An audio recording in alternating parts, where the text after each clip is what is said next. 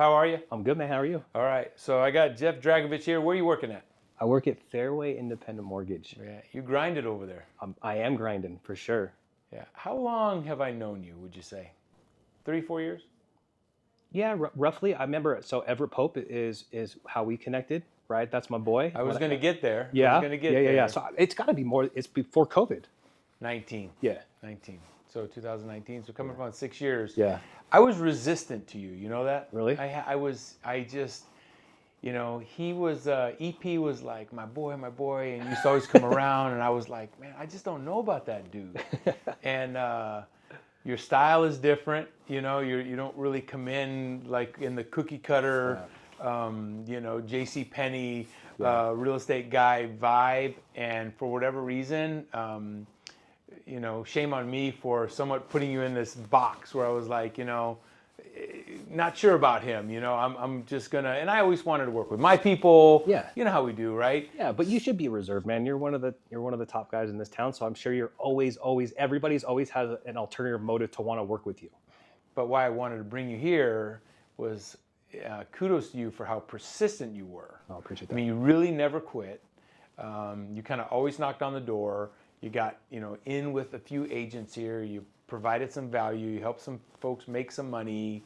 You did some lead things and stuff. But you were always persistent with me. Yeah. You always, and then I was like, is this like a guy crush or little this bit dude trying to like little take bit. me out what's what? up? Because I mean, it'd be like, hey man, nice suit or nice watch or nice car, and it worked. I mean, you broke through the wall. I won your heart. Flattery will get you everywhere. Fair enough. And so I wanted to just say, like, is that what you do all with everyone? Is this a special thing with me, or do you try to, connect with folks? I know, like, I see you work on Sundays, right? Is there a day that you work that isn't a typical day that you go in the office? I see pictures on Facebook and Instagram that you're hustling. Like, is it something that you try to like break the ice with people with DMs and messages and texts and stuff, or? I mean, honestly, depends on the situation. When I met you, like, I just have good vibes, right? And I've heard nothing but good stuff about you. And I'm like, dude, I could be this dude's friend. Like, so that's kind of how and I even said it to you. I'm like, I don't want anything from you. I'm not trying to get business from you. Like, you're super cool. I'm sure I could absorb so much knowledge from you by just being your friend. It's awesome because I was resistant for my own. I don't know what it was. I just, for whatever reason, I'm not saying I judged you, but I was like, all right, this dude's trying to sell something. This dude's trying to sell something, But little by little, message after message, conversation after conversation, I started getting more comfortable. And I think what I'm trying to learn from it is like, have you been told no a lot? Have you been judged before by other people? Have you had to break through barriers to get like into the inner circle of people to feel comfortable? And is this something that it's a skill you've learned? Or like, what's the history of it? Well, I mean, it goes back to being a kid, man. I just was never always picked. And so as I came up, just becoming a man, I just wanted to make deep connections. I love making deep connections. And for whatever reason, it's just my style and how I connect with people. I don't do that. It's not like a strategic, I'm doing this every specific time, right? But it's innate. And it's just innate, correct. So you weren't picked at like kickball? No. Me neither. No. Chubby kid? Chubby kid. Me too, man. I was last. I hated it. Yeah. I used to want to be not the last one. Like there'd be another chubby kid. Yeah. And no offense to the chubby kids, right? But I was one of them, and I was like, it's either me or him, you know. And I was like, I just don't want to be last. And literally, like in the odd one, you're like the extra kid on the team. You're never gonna. You're dude on the extra on the team. Yeah, you're never gonna kick. And like, what about being pushed around? Did you ever get pushed around? I didn't really get put. Oh, I'll take that back. I did get bullied a little bit, like, and so I've been working on myself a lot. And so like one of my resentments is like, one of my good friends bullied me as a kid because I remember we were walking to school and I like clothes, right? And I had these Converse on that my mom bought me, and they were like splatter paint from like the 80s, and I thought they were so cool. And I wore them to school, and I remember getting bullied, right? And so verbally, yeah, all the way home, which is funny because he's still my best friend, Nick Heinley. Yeah. How old were you? We were in so like 5th grade.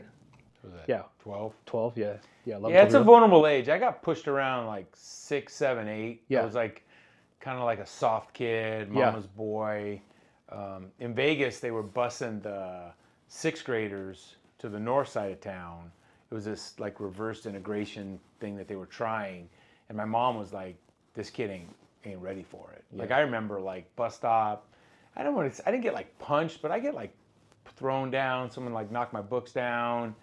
I just didn't know how to defend myself, you know. Yeah. My dad was always tough. My dad was always like, you know, don't be a pussy, like, you know, like stick up for yourself. And I used to pretend like I was, but I wasn't. You were scared inside. I was the same. I just didn't know what to do. It's weird because then like I navigated that and I grew into not letting anybody do that to me. It took like 15, 16. I started getting bigger, stronger, more confidence. Did you play sports in high school? Played football. Okay. And after, I want to say I was a tougher kid later on. Like I could probably handle anyone in school later, but I had that scared 7-year-old feeling in my belly all the time. Yeah. So when someone was, we used to fight in Vegas. You know, we used to go fight kids at other schools. We used to go fight other kids too, back in the day. We used to pull up. Crazy, right? Clark, Valley, Shap, we used to pull up, get out of the car. Who's got it? Yeah. We used to just walk up and just start punching each other. And I mean, think about it. That's tough. I mean, we were tough kids, but I still had that chubby Georgie, like, oh that shit, that this anxiety kid's in your gonna, belly. like, knock my books down. And I think like my mentality today is I always want to protect the weak for some reason. I always want to take, like, if I see somebody being bullied or you know, kind of manipulated in something, I want to come to the rescue.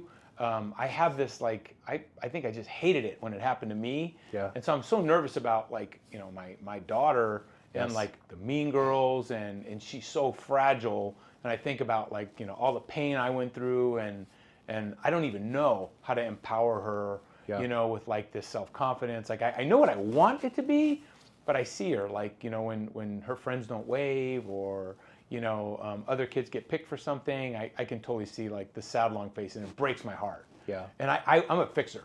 Like I want to fix everything, right? Yeah. I think I can fix the world, but I can't fix it. There's just nothing I can do. The same with me, man. It's tough for me, and the same, like what's been working for me, I've been doing nighttime affirmations with my daughter Jocelyn. And my wife was saying, like, you say this stuff and it's not understanding, but consistency over time equals results, right? And we've been doing that, and I can see the confidence in her. Greatness is your identity. You seek it every day. Thank you, universe, for abundantly gifting me, you know, whatever. So I have a list on my notes before we go to bed. We sit down, I hold her hand, we go through our affirmations, and then we say, what is the definition of integrity? Doing the right things when no one's looking. And I say, are you a leader or a follower? She said, Dad, I'm a leader. How do I know you're a leader? She said, I don't follow other people and I make my own decisions. And then I say, if you believe in yourself, you can do what? She says, if I believe in myself, I can accomplish anything. And I said, how do I know that to be true? She said, because me and you walked up Lone Mountain. We got there and we were like, oh my goodness, we are not going to get to the top, but we didn't quit, right? We didn't fail. We didn't stop. We got to the top. And I say, if you believe in yourself, do you think you could change the world? She says, Dad, I can change the world. Oh my God. Hold that thought. You just blew me away. I mean, where did you find that? Like, where did you, like, is it something that you found? Did you write that yourself and then you prepared that for her? Like, where and at what age did you start? We've been doing that for about a year. I think I saw I saw an Instagram video, Nipsey Hussle, before he passed away. That's how he used to talk to his daughter. And he said, I have my daughter, and I beat this into her head. And he would do it before they go to school. And he said, as his daughter got older, she would come back, and everything they talked about, she could see that inside of her. So I was like, maybe I'll try that. Because I wanted my parents to give me, like, my love language is words of affirmation. I wanted them to tell me I was doing a good job. I knew I was doing a good job, but I wanted that from them. So that's what I'm trying to give to her.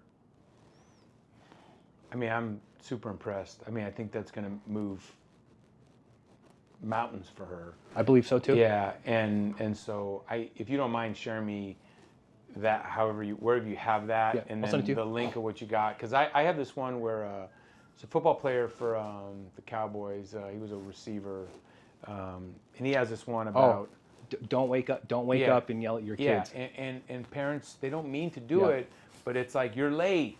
Where's your belt? You didn't brush your teeth. And it's basically, you suck. Yes. They basically are like telling the kid, you know, you suck. Yeah. And he cries. Yeah, Des Bryant. Yeah, Des. Yeah. And he cries. And I send that to everybody. Yeah.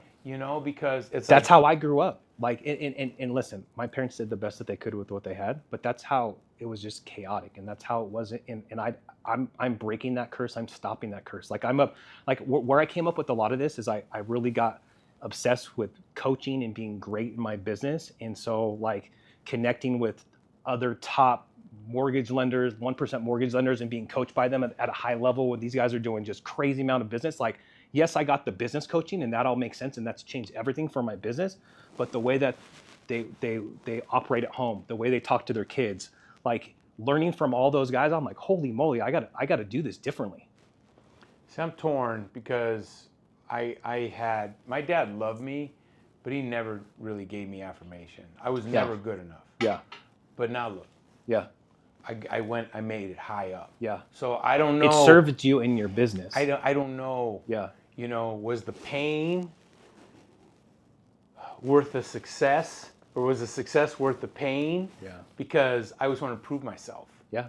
And I'm trying to think about what my daughter's saying, where you're good enough, where my dad was like, prove it. Yeah. Do better. Don't just say you did. Don't just tell me you gave your best. Like, bring home the trophy. Yeah.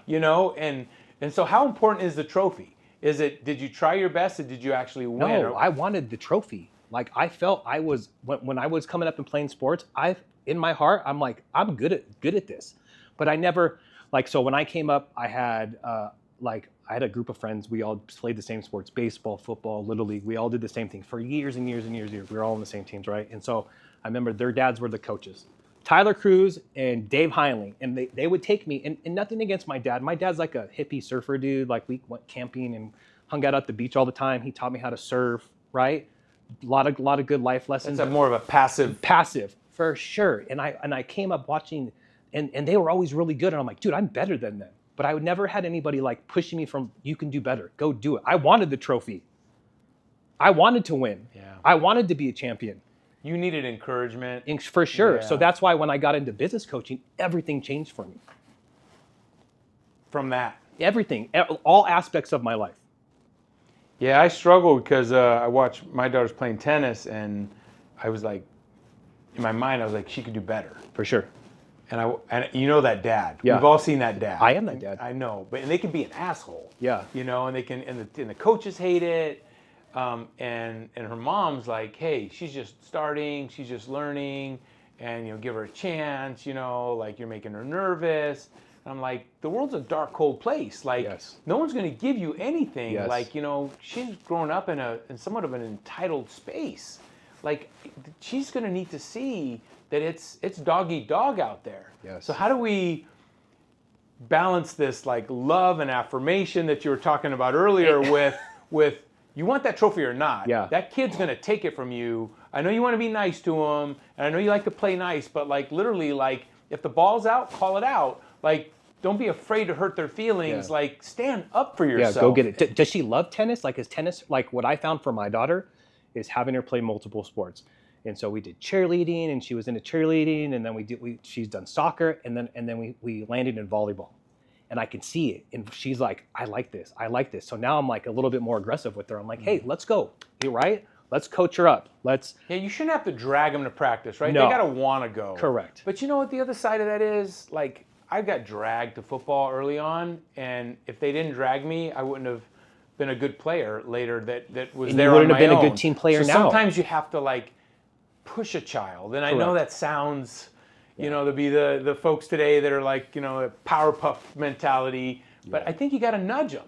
Yeah. You might have to drag them there a little bit to give them a chance to feel what winning looks like and smashing the ball and what the victory looks like. Like, my kid, she won't go like this after a point. Her coach is like, when you win, we'll go like this. Yeah. She's like, no. Like, the other kid might see me go like this. Like, maybe we just continue to, like, give that vibe to our kids, and then over time, right? Because they're still young too. So, like, I don't want to be overly aggressive, but she sees the excitement in me. She sees that it's making dad proud. So she's like, oh, I want to do better. But you're proud either way, and they're going to know that. Correct. But, man, I show up, I participate, I'm there. Doesn't the pizza suck after a loss? It's horrible. It's just, I mean. It doesn't taste good. good. We lost. Let's go to Chuck E. Cheese. You know what? No, let's go back to the field. No, I want to go to the pizza party when we won the championship. That's it. That's it. I don't know how to balance that. It's a weird balance for sure. And it's so weird talking about our kids, and then here in our careers, we're actually in this exact same place in a whole different like parallel universe, right? We're like, we want to win. We also know there's tough days, and we want to be too hard on ourselves when we don't achieve the top titles. There's always tomorrow. For sure. Do you struggle with like, we work real hard and we want to do better than I want to have a better life than my parents. I want to be better than my parents. I want to give a better life to my kids. But then now we're giving this amazing life. Like we go on these vacations and I'm like, these kids have no idea. Like, and then I think, am I making them soft? That's the fear. Right? I mean, my dad had nothing. We had a lot. My kid has an abundance. Yeah. So, and I'm sure you've seen that reel where the guy's like, my great-grandfather walked. Yeah. My grandfather drove a truck. My dad had a Cadillac. My kid drives a Mercedes. Kid's in a Mercedes, and then his kid's gonna be walk. in a truck and then walk, right? Yeah. Like you can't keep. It's so hard to keep going higher. Yeah. Because they won't be hungry. Yeah. They won't be hungry. So I don't know how you pull back resources, how you make them earn it. There's some friends of ours do tiding, chores. They have these benchmarks for earning things. I have my daughter a few days a week, so I tend to overdo it on the time that I have her. Yeah. And that's a mistake. And I'm trying to learn, I can't say yes to everything. I mean, we play the claw game, and I'll put $100 in that thing. Yeah. And the girl will win every darn claw there is. Because I'm there with her and I'm having a good time. It's more for me, right? That's not reality of what the world is. For sure. And you shouldn't waste. And there's people without. But I found balance. Like I'll take her to school and there'll be guys begging on the side of the road sometimes. Like on the freeway, there's a guy there. And you and I know, like some of them, could be faking it and could not. And my daughter will look away. Really? She will look like the other way out of like pity and shame and fear or something. Interesting. And I look at her, I go, "Are you okay?" And she's like, she'll go like this. She's like in the back seat. And I go, "Do you want to help?" And she's like, "Yeah." So we'll pull up and, I don't know, 5, 10, whatever I got. And then the guy will come up. Sometimes they have a dog, a sign, and say, "God bless you" and stuff. And I'll give it to them and they'll say thank you and she'll see it. And I'll say, you can't help everybody. And you don't do it to make yourself feel better. Yeah.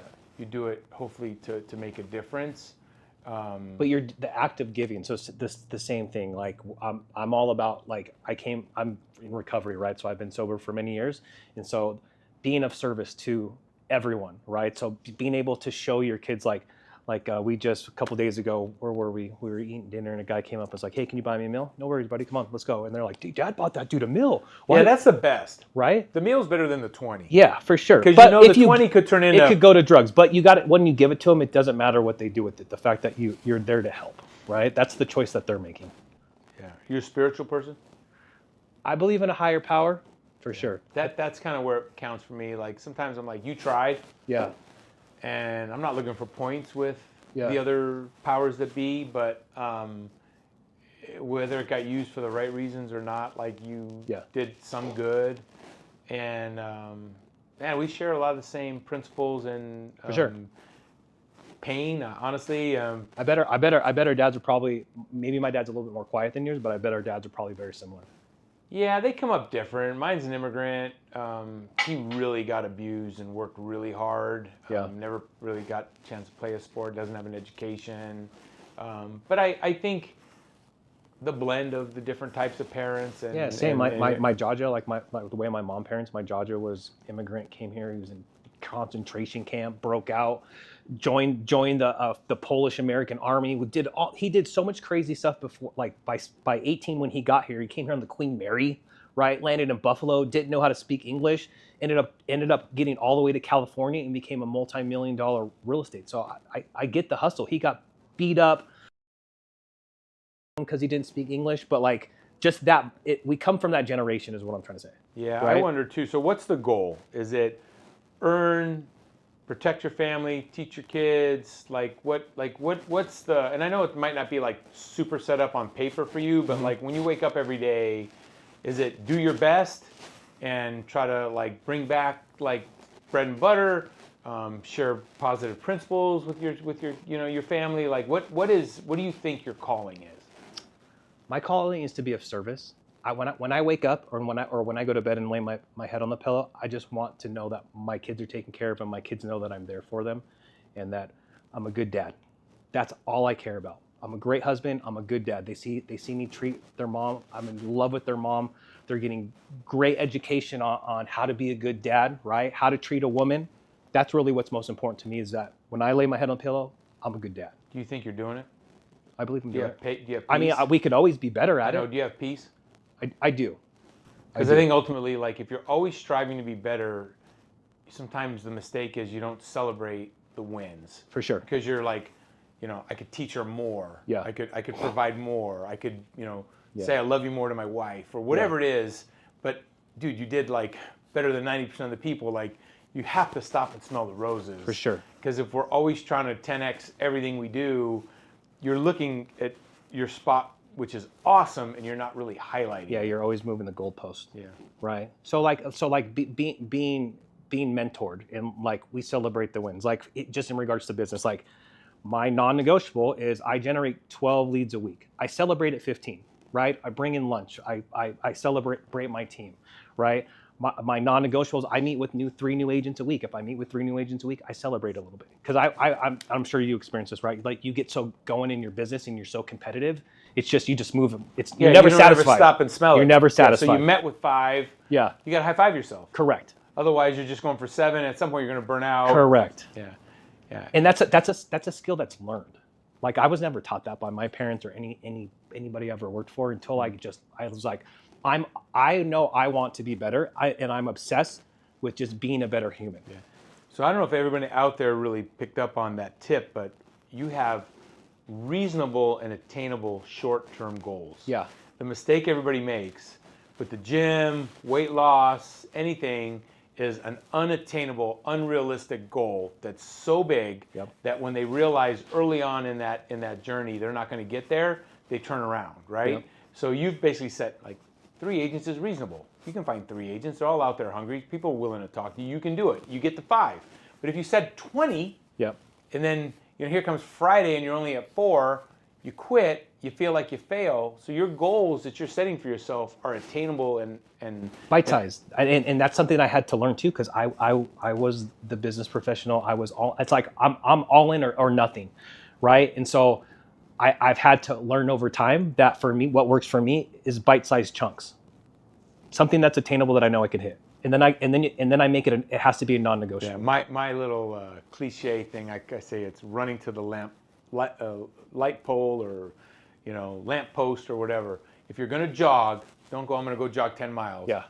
Fire hydrant. Yeah. Get to the fire hydrant. Tree. Yeah. Get to the tree. Mailbox. Like pick small distances and attainable goals, get there and then move ahead. And don't set unrealistic goals because it's just going to set you backwards. So I love it, man. Thanks, good man. stuff. Thanks for coming. Yeah, I appreciate you having me. This is really good. Thanks, dude. That was great.